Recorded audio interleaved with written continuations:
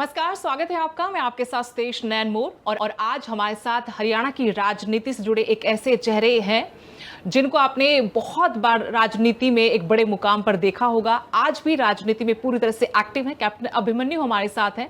पूर्व में कैबिनेट मंत्री रहे, आज भी इसके राजनीति में अपनी भूमिका बखूबी निभाते हैं।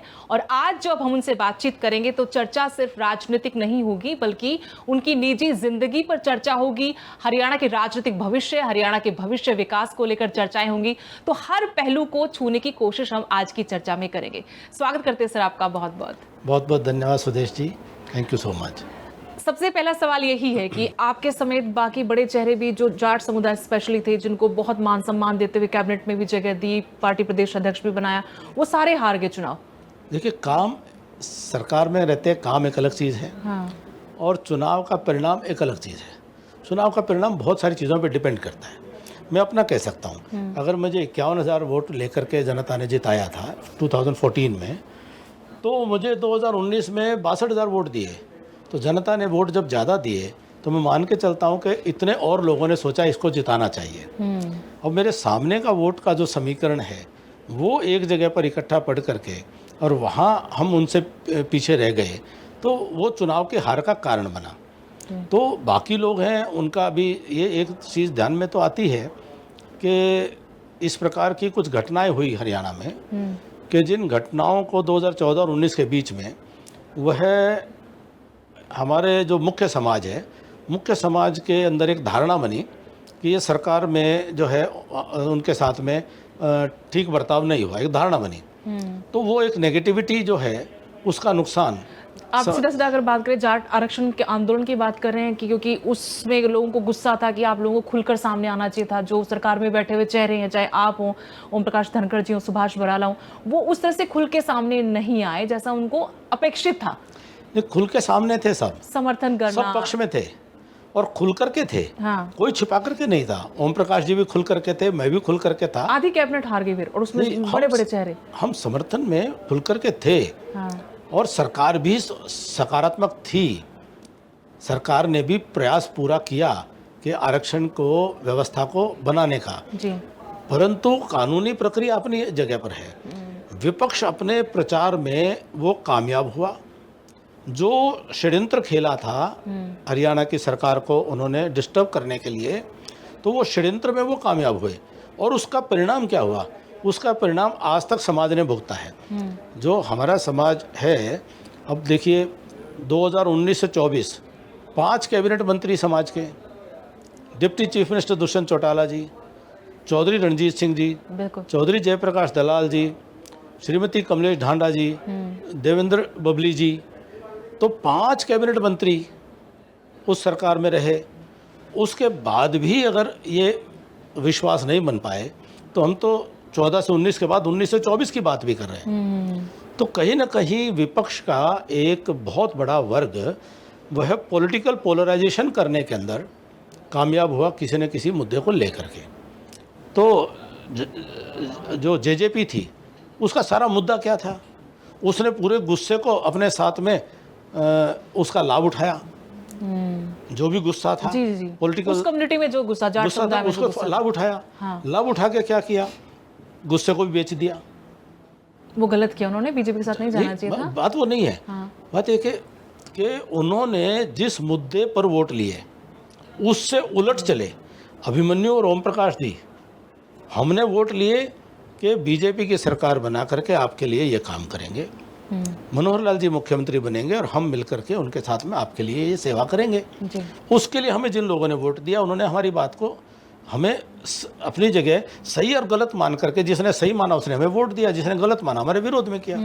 लेकिन हमें गलत मान करके जिनको साथ दिया वो फिर आकर वहीं बैठ गए। वो तो ये जो लगातार फिर 24 में कांग्रेस की लीडरशिप ने, मुझे उनका नाम लेते हुए भी अच्छा नहीं लगता है, वो कौम की राजनीति करते हैं और कौम को बेचते हैं, कौम की सौदागरी करते हैं। किसके लिए? अपने परिवार की राजनीति के लिए और अपने परिवार के मामलों के लिए। और मामले में आप ज़्यादा समझें, थोड़ा कहा ज़्यादा समझें तो ज़्यादा बेटर है। कुल मिला के वो किसको बेच रहे हैं? कौम के विश्वास को। खरीदार कौन है? वो बेच रहे हैं। खरीदार कौन है? वो बेच रहे हैं ना। हाँ, तो जो कोई भी होगा जिसको आवश्यकता होगी वो लेगा। होता है ऐसा, जी, हो रहा है ऐसा, विश्वास बेचा जा रहा है ना, कौम का विश्वास। बार बार बेचा जा क्या रहा है। 2019 में बेचा ना, और 2024 में हम बैठे तब भी? 2024 में तो क्या 3 बार राज्यसभा का जो खेला हुआ वो क्या है? वोट किसने दिए उनको? तीसरी बार वो खेला करे, किसको, कौन कर रहे हैं ये ये सिर्फ किसको कर भूपेंद्र रहे हैं? सिंह हुड्डा ही नहीं, सब के पीछे? सवाल सारा यही है जी अच्छा। कि जन विश्वास है। मुझे कोई वोट दे बीजेपी के नाम का, बीजेपी के मुद्दों पर, बीजेपी के सिद्धांतों पर, और मैं जाकर खड़ा हो जाऊं दूसरे पाले में। लेकिन मैं आपसे समझना चाहती हूँ कि आप राजनीति के अंदर रहे हैं, राजनीति करते हैं, आपने कैबिनेट भी संभाली है, इससे भूपेंद्र सिंह हुड्डा का क्या लाभ होगा, क्या फायदा होगा कि वो अपनी पार्टी के उम्मीदवार को हरा दें, या फिर वो अपनी पार्टी के उम्मीदवार के अगेंस्ट हराने की साजिश रचें, जैसा कि उन पर आरोप लग रहे हैं? उनका कद कम नहीं होगा? वो कमजोर नेता साबित नहीं होंगे? देखिए, वो अब उम्र के इस पड़ाव में हैं कि मुझे उनके लिए ज़्यादा कहना उचित नहीं है, परंतु ये बात सही है कि उनको क्या लाभ होगा। वो हरियाणा की राजनीति के अंदर उनका पूरा जो 71 से 91 तक हर चुनाव हारे, 20 साल, 91 से लेकर के उनकी राजनीति के अंदर आप देखेंगे समय समय पर वहाँ हिंसा की ज़मीन तैयार की गई। 91 में महम कांड रोहतक में हुआ, उस हिंसा की नींव पर वो आगे बढ़े। उसके बाद कंडेला कांड हुआ, कंडेला कांड में जो गोलियां चली और जो उन लाशों पर राजनीति करके आगे बढ़े। उसके बाद उन्होंने जाट आरक्षण का एक आंदोलन प्रायोजित तरीके से उन्होंने खड़ा किया और उनके लोग आगे बढ़े और वो मायड़ और इस इलाके के अंदर चलाया और अपनी राजनीतिक ज़मीन को उन्होंने शांत रखा। विपक्षियों की राजनीतिक ज़मीन को उन्होंने डिस्टर्ब करके और एक आंदोलन और उसका भय पैदा किया सेंटर कांग्रेस के नेतृत्व पे कि हरियाणा में जाट आक्रोशित हो जाएगा और उनको परिवर्तन किया। 2009 में यदा किसी तरह से ये इनके प्रकार 40 सीटें लेकर के सत्ता बनाने में कामयाब हुए। 2014 के चुनाव से ठीक पहले 13 के दिसंबर में एक झूठा आरक्षण का उन्होंने घोषणा करवाई। सिर्फ कैबिनेट के फैसले से सरकार 10 साल से उनकी, मनमोहन सिंह जी उनकी जेब में, सोनिया जी उनके कहे में, एनसीबीसी सारा उनके सरकार के बनाया हुआ। तो यही काम 6 महीने पहले national commission for backward classes के रेफरेंस के साथ में अगर कैबिनेट में मेमोरेंडम आता तो क्या वो सुप्रीम कोर्ट में खारिज होता? नहीं होता।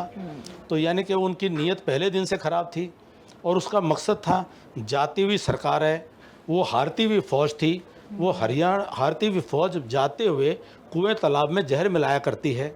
उन्होंने हरियाणा के समाज में, जनता में ये जहर मिलाने का काम किया।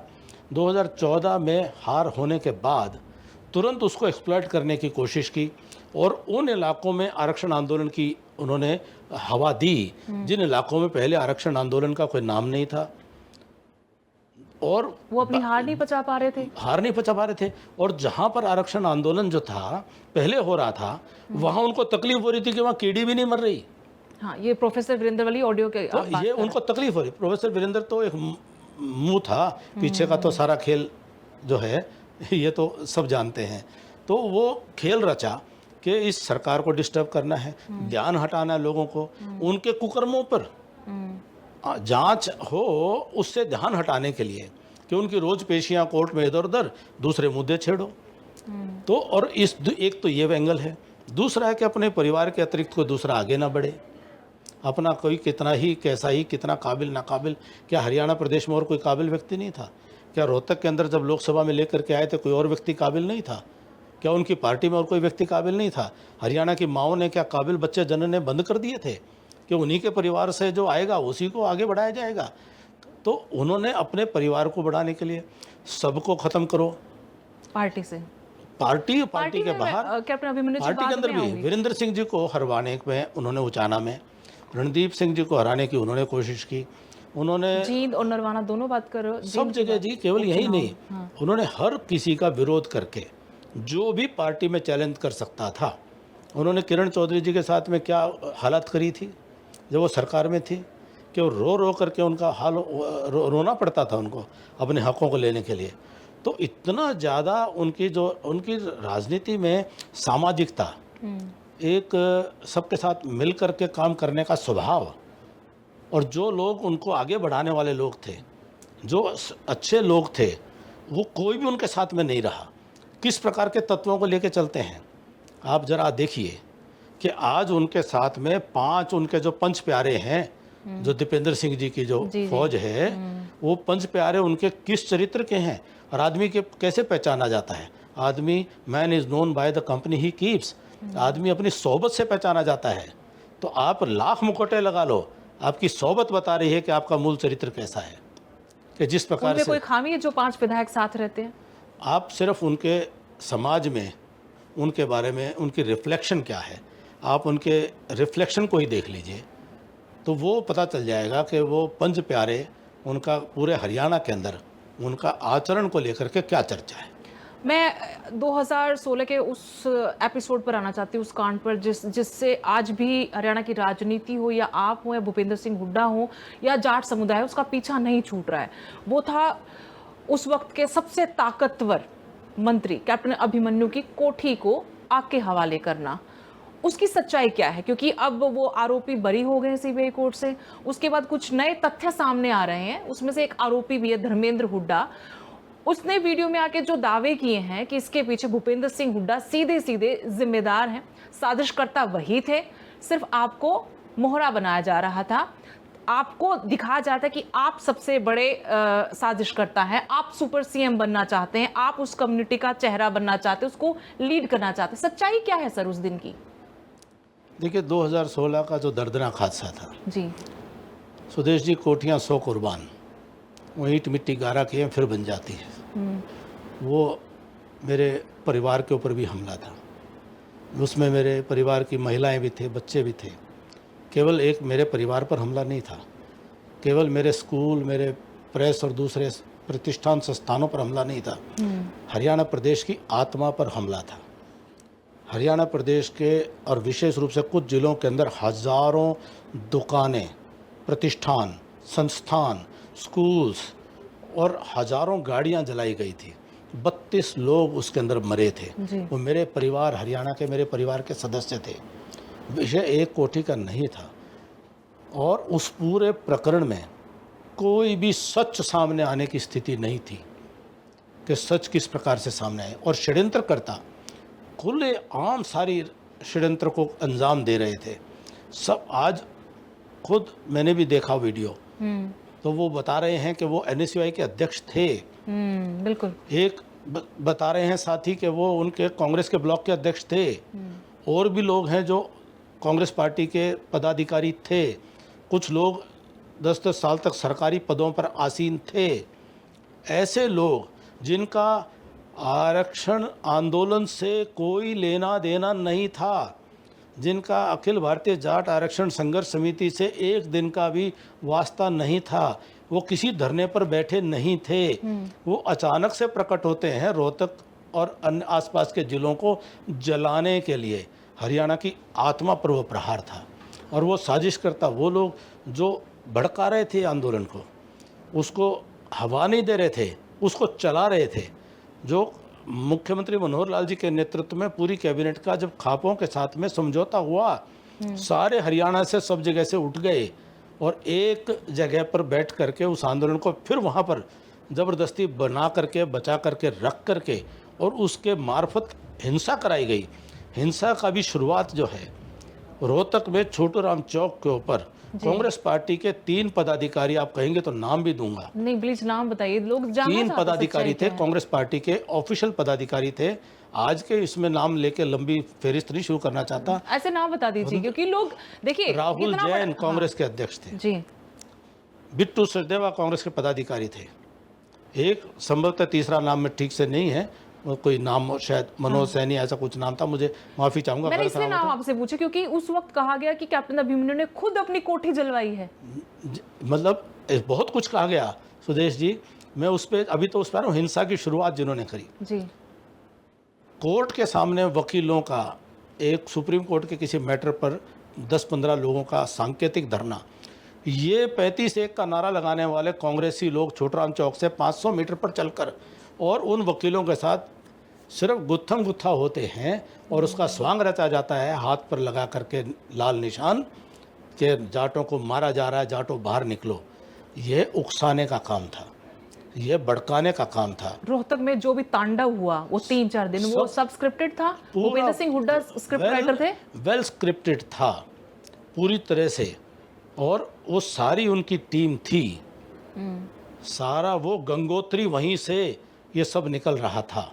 गंगोत्री शब्द उपयुक्त नहीं है इस को कर्म के लिए। ऐसे तो पंच प्यारे भी उपयुक्त नहीं था। हाँ, उपयुक्त नहीं है उस नाते से, लेकिन मैं उस भाव को रखते हुए कि जिन लोगों ने सारा हरियाणा को जलाने का खेल रचा और वो अपने आप को सफ़ेद पोश बन करके और समाज में जाने की हिम्मत करें, जिस नुमाइंदगी करते हैं जाट जिस समाज के दोषी हैं, वो जाट कौम का, जाट समुदाय का सर्वाधिक नुकसान इस राजनीतिक सत्ता लोलुपता ने, राजनीतिक परिवारवाद की उनकी जो मोह है, जो उनका धृतराष्ट्र का जो उनका मोह है, उसने हरियाणा के हितों को भी नुकसान किया है, भाईचारे को नुकसान किया है। उन्होंने जाट समाज का भी सर्वाधिक अहित किसी ने किया है तो इन लोगों ने किया है। रणनीति को अंजाम देते हुए लड्डू खाते हुए लोग, ट्रैक्टर ट्रालियां भरकर सामान लूट करके ले जाने वाला, रिकॉर्डिंग्स हैं सबकी वीडियो की, वो दृश्य बना। और फिर भी रात को मैंने कहा कि देखो ये प्रेस, मैंने वीडियो पे कहा कि मैंने ट्वीट और फेसबुक पे भी लिखा कि जो हुआ, मैं जान का नुकसान नहीं हुआ, जो माल का नुकसान हुआ कोई बात नहीं, परिवार का नुकसान, कोई कोठी का नुकसान, कोई चिंता नहीं है, सब अपने घर जाओ, सब शांतिपूर्ण ढंग से रहो। इन्हीं कांग्रेसी लोगों ने ट्वीट किया, अभिमन्यु ने इंश्योरेंस कराया था, इंश्योरेंस लेने के लिए घर जलवा दिया। शुक्र है कोई इंश्योरेंस नहीं था। एक कांग्रेस के वरिष्ठ नेता ने लल्लन टॉप में कहा अभिमन्यु ने 2 दिन पहले अपना परिवार शिफ्ट कर दिया था और खुद घर जलवा लिया। ये तक आरोप लगाया आपके ही विधानसभा से जो विधायक चुनकर आए हैं जस्सी पेटवाड़ की, ऐसे कैसे सिक्योरिटी हट सकती है? सुपर सीएम थे वो, और उस वक्त इतने बड़े नेता, सरकार ऊपर आपकी नीचे आपकी, कैसे सिक्योरिटी हट सकती है जब ऐसे हालात हो शहर में? सिक्योरिटी तो खुद उन्होंने हटवाई। भूपेंद्र सिंह हुड्डा और उनके परिवार को तो वैसे आप लपेट रहे हो। देखिए, उसको तो जो बताया जाएगा वो बोलेगा। सिक्योरिटी कैसे हट गई थी? सिक्योरिटी हटाने का सबको मालूम है, उसने भी बताया है कि सुबह 8 बजे 22 लोगों को बस में ला करके ले गया एक आदमी, और वो आदमी 9.5 साल उनकी सिक्योरिटी के अंदर रहा। तो ये बहुत बड़ा षड्यंत्र हुआ। आप लोगों को जरा भनक नहीं थी कि ऐसा कुछ घट जाएगा? मैं जब हो रहा था तब भी मुझे कतई, मेरे को थोड़ा सा भी दूर दूर तक कल्पना नहीं थी कि मेरे साथ ऐसा कर सकते हैं जो इतने नियतन सरकार में रह करके और इसके लिए प्रयास कर रहा है कि एक आरक्षण का कोई समाधान हो जाए। मुझे सपने में भी नहीं था कि मेरी इतनी सदनीयत है और उसके बाद को भी ऐसा करेंगे। और फिर परिवार है, बच्चे, जो राजनीति में मेरा परिवार है नहीं। मेरे सगे हम 6 भाई हैं, 3 बहनें हैं, और मेरे चाचा ताऊ के भाई कोई नाम भी नहीं जानता हरियाणा में उनके जी। मेरे बच्चों का नाम नहीं जानता तो कोई हरियाणा में, तो जिनका कोई इन्वॉल्वमेंट नहीं है पॉलिटिक्स में, ऐसे क्यों करेंगे? तो मैंने सपने में भी नहीं सोचा था। आपके घर के जो पेट्स थे उन तक को नहीं छोड़ा, उनको जला दिया, ये सच्चाई है? जी, मैंने अपनी बेटी को भी एक पग गिफ्ट किया था, और वो बर्थडे पे गिफ्ट किया था, और वो उसमें गेट की, उसमें उसको जो है गेट की वो निकली होती है ना भाले जैसे, उसमें उसको, तो ऐसे बहुत जो है 70-80 पशु जो है उनके ऊपर कई तरीके से, तो वो चीज़ें हैं। दुधारू पशु वो दूसरी वो भी यहाँ अलग जगह पे, तो मैं उन चीज़ों में, ये ऐसी चीज़ें हैं जिनको हमने कि ईश्वर की अनहोनी मान करके कि अनहोनी है ये, इसको स्वीकार कर लिया। लेकिन जनता को भी तो सच्चाई पता होनी चाहिए ना। फिर जब ये जो कोर्ट का फैसला है तब भी लोगों में यही आके देखो हमने तो कहा था, उन्होंने तो फिर से नैरेटिव सेट करने की कोशिश की कि हम तो कह ही रहे थे कि हमारे बच्चों का कोई कसूर था ही नहीं, हम तो पहले दिन से उनके साथ खड़े हुए हैं।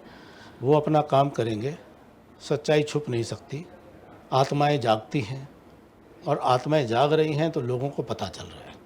हमें विष पीना था, विष पीना हमारे लिए, समाज के लिए समाज में मर्यादाएं बनी रहें, समाज का और ज़्यादा नुकसान ना हो, हमने वो विष पी करके और जो हमसे बना हमने समाज के भले में किया।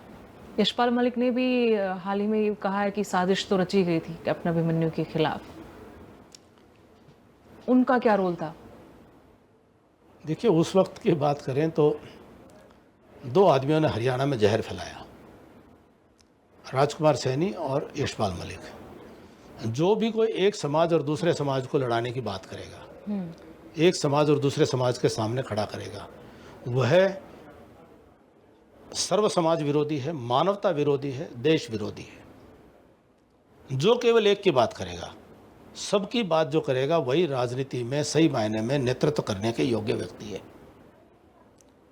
और आरक्षण आंदोलन का नेतृत्व करने वाला व्यक्ति अगर ये कहे कि निर्णय जिले का और प्रदेश का निर्णय और मैं क्या कर सकता हूं, तो उसको नेतृत्व करने का अधिकार नहीं है। लीडर अपने फॉलोअर्स को बात मनवाता है।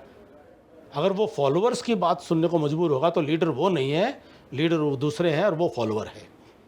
लीडर को रिस्पॉन्सिबिलिटी लेनी पड़ेगी। अगर वो कहे कि मेरे प्रदेश के और मेरे ज़िले के लोगों ने निर्णय ले लिया और मुझे नहीं पता चला, या मुझे उनकी बात माननी पड़ेगी, फिर आप नेतृत्व का गुण नहीं रखते हो, फिर आप नेतृत्व के योग्य नहीं हो। आपको पहले दिन पीछे हटना चाहिए था। इसका मतलब आप केवल उसी दिन बोल देते कि केवल दलाली करने के लिए आए हो, केवल पैसे खाने खाने के लिए आए हो, ये स्पष्ट है। पैसे खाए खूब, जैसा आरोप लगा कि बहुत चंदा इकट्ठा किया, बटोरा। इससे स्पष्ट होता है कि आपकी सोच क्या थी। आपकी सोच समाज के भले की नहीं थी। आपकी सोच किसी तरह से जो मर्जी गलत होता रहे, मुझे बस प्रधान बनाते रहो, मेरे दस्तखत चलते रहे। इसका मतलब ये हुआ, और क्या और चीज़ें नहीं है। कितने नौजवानों को भड़काया, कितने नौजवानों गलत रास्ते पर लेकर के गए। सामाजिक और आर्थिक न्याय के लिए आरक्षण की मांग कोई भी वर्ग करे, वो अपनी जगह जायज़ है जी। उसके लिए शांतिपूर्ण ढंग से आंदोलन संघर्ष करने का सबको अधिकार है, संविधान की मर्यादा के अंदर अपनी रिप्रेजेंटेशन देने का।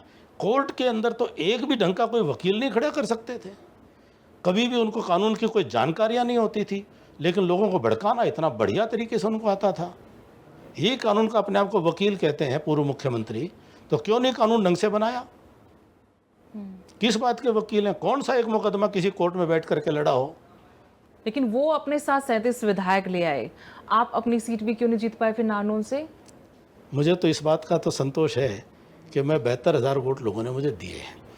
जीत नहीं जीत पाए, जैसे मैंने बताया कि एक वातावरण इस प्रकार का बना कि यहाँ स्वार्थ में और उसमें सरपंच, एक एक गांव में सरपंच जो है, चुनाव नए सरपंच चुने थे, सरपंचों को लग रहा था कि आगे 4 साल हमें ग्रांट मिले। और वैसे भी जो नई पॉलिसी थी सरपंचों को लेकर, उससे नाराजगी तो थी उनमें कि पैसा कम आएगा हाथ में। मतलब सारा लोभ दिया। हाँ। उस स्वार्थ और लोभ में बहुत लोगों ने बह गए, कुछ लोग भय में बह गए। तो ये कोई मतलब ये इनका अपना तरीका राजनीति इन्होंने ऐसे की है ना। इन्होंने कोई मुद्दों पे, कोई हरियाणा की भलाई के लिए, जनता की भलाई के लिए, कोई विकास के कामों के लिए, कोई रोजगार, कोई ईमानदारी से रोजगार देने के लिए, ये तो खुल्लम खुला कह रहे थे पर्ची चलेगी, पर्ची चलाएंगे, हमारी चलेगी। बता तो मैंने आपको 5,000 तो डीएसपी बना दिए थे हरियाणा में इन्होंने, 20,000 इंस्पेक्टर बना दिए थे, पता नहीं कितने तहसीलदार, कितने एससीएस। हर विधानसभा के अंदर इन्होंने पर्चियां बांट रखी थी कि तुम्हारी नौकरियां लगेंगी। तो ये जनता के साथ में इसको क्या मानेंगे? जनता को लूटने वाला काम, जनविश्वास को और जनता के भोलेपन को भी फायदा उठाने का काम। देखो, जनता को भी अंततोगत्वा समझना तो पड़ेगा कि इस झूठ को कब तक, इनके झूठ को जनता स्वीकार करती रहेगी। और आज कोई काम नहीं कर पा रहे हैं उनके, जहाँ उनके चुने हैं उनको काम में रुचि नहीं है, गाली देने के अलावा कोई रुचि नहीं उनको। बहुत बहुत शुक्रिया। इसी उम्मीद के साथ आप जैसे राजनेता आगे बढ़े हम तो चाहते हैं, और यूथ को भी एक डायरेक्शन मिले। बहुत बहुत शुक्रिया आपका। बहुत धन्यवाद।